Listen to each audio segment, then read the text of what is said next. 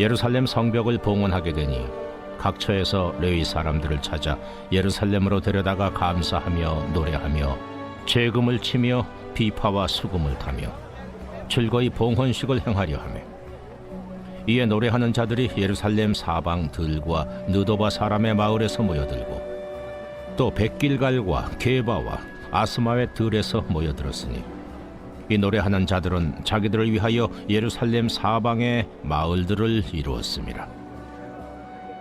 제사장들과 레위 사람들이 몸을 정결하게 하고 또 백성과 성문과 성벽을 정결하게 하니라. 이에 내가 유다의 방백들을 성벽 위에 오르게 하고 또 감사 찬송하는 자의 큰 무리를 둘로 나누어 성벽 위로 대오를 지어 가게 하였는데, 한 무리는 오른쪽으로 분문을 향하여 가게 하니, 그들의 뒤를 따르는 자는 호세야와 유다 지도자의 절반이요 또 아사랴와 에스라와 무슬람과 유다와 베냐민과 스마야와 예레미야이며, 또 제사장들의 자손 몇 사람이 나팔을 잡았으니, 요나단의 아들 스마야의 손자 마따냐의 증손 미가야의 현손 삭굴의 5대손 아삽의 6대손 스가랴와 그의 형제들인 스마야와 아사렐과 밀랄레와 길랄레와 마에와 느다넬과 유다와 하나니라.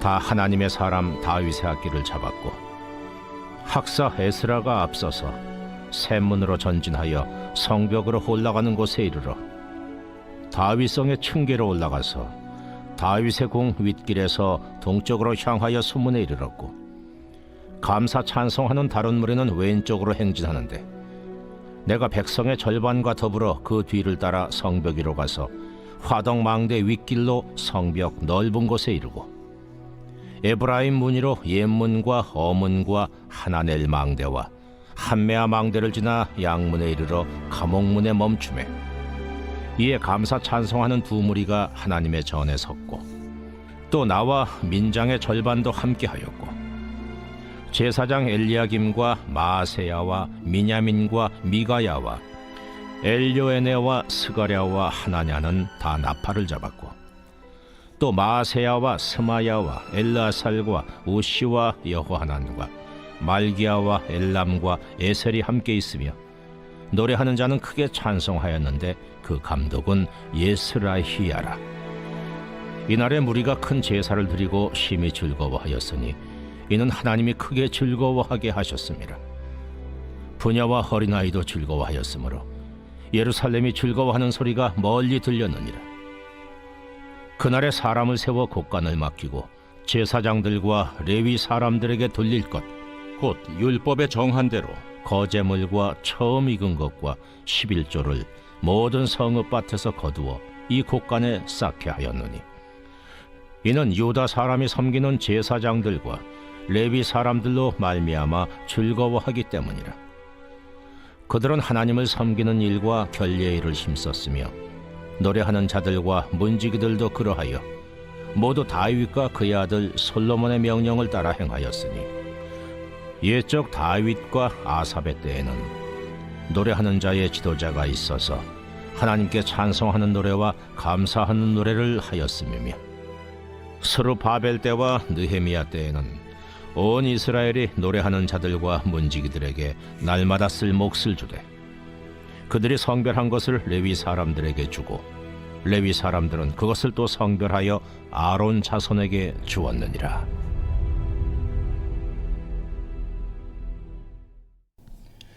매일 성경과 함께하는 아름빛교회 말씀 묵상, 아름빛 바이블 키트 시간입니다. 오늘도 주님이 주시는 기쁨 안에서 감사와 찬양을 올려드리시기를 축복합니다.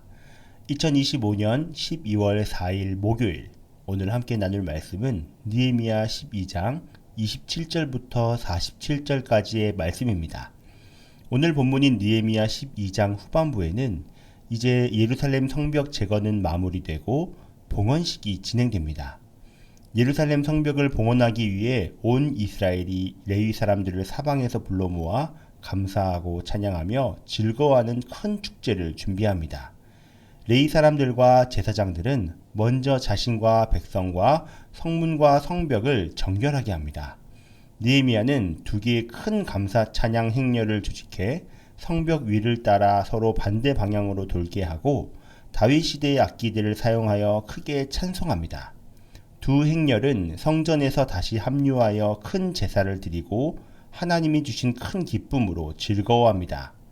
그 기쁨 소리가 예루살렘 멀리까지 들릴 정도였죠. 봉헌식 이후에는 성전 창고와 헌물, 천 열매, 11조를 관리할 사람들을 세워 레위 사람들과 제사장들이 맡은 일을 충실히 감당하도록 체계를 정비합니다. 온 백성은 다윗과 아삽의 규례대로 찬송하는 자와 문지기들에게 필요한 몫을 날마다 주었고 이스라엘은 제사장과 레위인들의 섬김을 기쁨으로 지지하며 공동체 예배 체계를 다시 회복하게 됩니다. 이제 오늘 본문이 보여주는 봉헌식의 의미를 조금 더 살펴보고자 하는데요. 대적자들의 방해와 수많은 고난을 겪고 드디어 봉헌식을 진행합니다. 봉헌식은 말 그대로 무언가를 바치는 의식이라고 할 수 있습니다. 오늘 본문에서 나온 성벽 봉헌식은 여러 가지의 의미를 담고 있는데요. 그중 몇 가지의 의미를 나누어 보면 봉헌식은 이 모든 일을 이루신 분은 하나님이십니다 라고 영광을 올려드리는 의식이라고 할 수 있습니다. 지난날 성벽 재건을 위해 수많은 사람들의 수고와 헌신은 있었지만 그러한 헌신을 한 인간의 수고를 격려하고 위로하기보다는 하나님의 은혜가 완성되는 순간을 하나님께 되돌려드리는 시간이라고 할 수 있습니다. 성벽 재건을 가능하게 하신 분은 하나님이심을 고백하는 순간이죠. 그리고 봉헌식은 단지 성벽의 완공을 알리는 것에 멈추지 않고 재건된 성벽이 하나님의 소유이며 하나님의 목적에 사용되기 위한 것임을 선포하는 시간이라고 할 수 있습니다. 이것은 우리의 것이 아니라 주님의 것입니다. 라는 소유권 이전 선언인 것입니다. 마지막으로 봉헌식은 개인의 신앙이 아니라 온 공동체가 함께 하나님 앞에 서는 예배라고 할 수 있는데요. 재건의 과정에서 흩어져 있던 마음들이 하나의 고백으로 모여 하나님이 하셨다를 함께 외치면서 이스라엘 공동체는 다시 정체성을 회복하는 시간이 되는 것입니다. 그렇다면 오늘 우리는 이 봉헌식을 어떻게 우리의 삶에 적용할 수 있을까요? 오늘 본문에 등장하는 성벽 봉헌식은 온 공동체가 한날에 모여 하나님이 하셨다를 고백하며 그 성벽을 하나님께 드리는 큰 예배였습니다.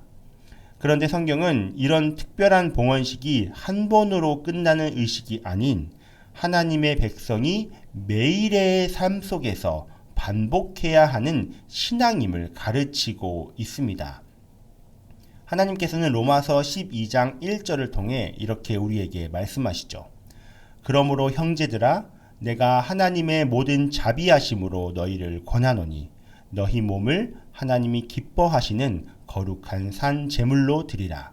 이는 너희가 드릴 영적 예배니라. 예배는 건물 안에서 한 번 드리는 의식이 아닌 삶 자체가 하나님께 드려지는 봉헌이라는 말씀입니다. 몸을 드린다는 것은 일상 전체가 예배라는 뜻인 것이죠. 오늘 말씀을 통해 성벽을 향해 모든 것은 하나님이 하셨습니다. 주님의 것입니다. 라고 고백했던 것처럼 오늘을 살아가는 우리도 우리의 시간과 마음, 하루를 향해 같은 고백을 할 수 있어야 할 것입니다. 우리의 삶은 특별한 날만 드리는 봉헌이 아니라 우리에게 주어진 매일매일은 하나님께 드려지는 작은 봉헌식의 연속입니다. 우리의 모든 것 하나하나의 삶, 하나님이 허락하신 관계와 일상, 삶의 구석구석까지 우리로부터 시작한 것은 단 하나도 없습니다. 모든 것이 하나님으로부터 왔고 모든 것은 하나님께로 돌아갑니다. 우리의 매일은 하나님께 드려지는 기쁨의 봉헌식이 되어야 합니다. 우리에게 주어진 값진 하루를 감사히 여기고 오늘 나로부터 시작되는 말 한마디, 몸짓 하나, 표정 하나까지도 하나님께 올려드리는 봉헌식처럼 드려져야 할 것입니다. 그러한 모습들 하나하나야말로 하나님께 영광을 올려드리는 삶이 아닐까요? 지금까지의 나의 삶의 모든 것, 나의 삶을 통해 이루어 주신 모든 것은 하나님이 하셨습니다. 저의 모든 것은 주님이 하셨습니다. 주님의 것입니다. 라는 매일의 봉헌식이 우리 아름빛 성도님들의 삶 가운데 고백되시기를 간절히 축복합니다. 이 개인적 봉헌의 삶은 결국 공동체의 예배로 이어집니다. 매일의 봉헌식을 올려드리면 우리는 이제 매 주일 하나님께 드려지는 봉헌식을 마주하게 됩니다. 한 주간의 삶 전체를 드리는 큰 봉헌식을 드리게 되는 것이죠.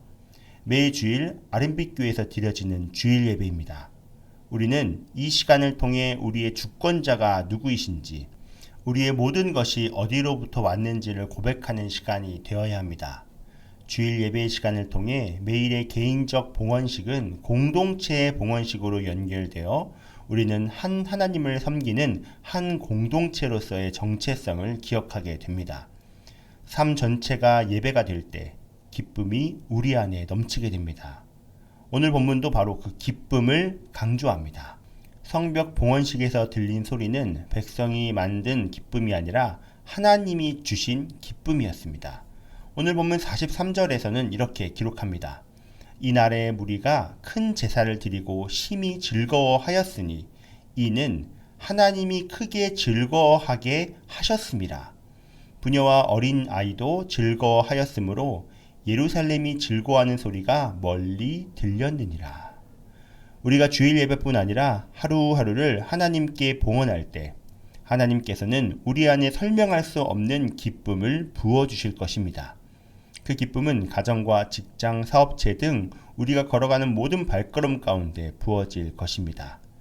사랑하는 아름빛 성도님들, 우리가 드리는 매일의 봉헌식과 매주의 봉헌식이 하나님이 크게 즐거워하게 하시는 예배가 되기를 축복합니다. 그 기쁨이 여러분의 가정과 일터, 삶의 모든 자리 위에 충만하게 흘러가시기를 간절히 소망합니다. 다 함께 기도하겠습니다. 그러므로 형제들아, 내가 하나님의 모든 자비하심으로 너희를 권하노니 너희 몸을 하나님이 기뻐하시는 거룩한 산 제물로 드리라. 이는 너희가 드릴 영적 예배니라. 거룩하신 하나님 아버지 감사합니다. 오늘도 우리의 삶을 붙드시고 은혜 가운데 인도하심을 감사드립니다. 느헤미야 시대에 무너진 성벽을 다시 세우시고 온 공동체가 한 마음으로 봉헌식을 올려드릴 수 있게 하신 것처럼 우리의 삶 가운데서도 하나님의 선하신 손길이 일하고 있음을 고백합니다. 주님, 우리의 시간, 말, 마음, 행동 모든 것이 주님의 것입니다. 오늘도 우리를 거룩한 산 제물로 받아주시고 우리의 일상이 하나님께 드려진 작은 봉헌식이 되게 하여 주시옵소서. 나의 계획보다 하나님의 뜻을 앞세우게 하시고 나의 능력보다 하나님의 은혜를 신뢰하게 하시며 나의 영광이 아니라 하나님의 영광을 드러내는 삶이 되게 하여 주시옵소서. 주님, 매일의 봉헌이 모여 주일 공동체의 큰 봉헌으로 이어지게 하시고 우리가 드리는 예배마다 하나님이 크게 즐거워하시는 기쁨이 넘치게 되기를 원합니다. 그 기쁨이 우리의 가정과 일터와 모든 걸음마다 흘러가 주님의 은혜가 머무는 자리마다 회복과 소망이 일어나게 하여 주시옵소서. 오늘도 모든 것은 하나님이 하셨습니다. 주님의 것입니다. 라고 고백하며 주님께 우리의 삶 전체를 다시 올려드립니다. 감사합니다. 살아계신 예수 그리스도 이름으로 기도합니다. 아멘.